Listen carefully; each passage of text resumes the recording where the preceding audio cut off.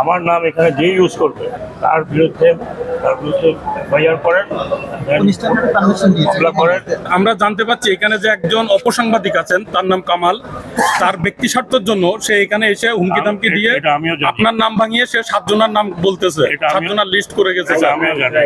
সে কোনো ব্যাপার না, সে আমার কিছুই না। সে যদি কিন্তু সে স্যার আপনার নাম ভাঙিয়ে সে বলে আমার যে নাম- এখানকার ডাইরেক্টর বদলি করে আনিছে, আমি আবার ডাইরেক্টরকে কিন্তু বদলি করে দেবো। ডেকে নিয়ে আসো। সে এখানে সবাই প্রিন্ট মিডিয়া আছে স্যার, সবাই শোনেন স্যার, সবার কাছে শোনেন। এখানে স্যার হাজার লোকের স্বার্থ।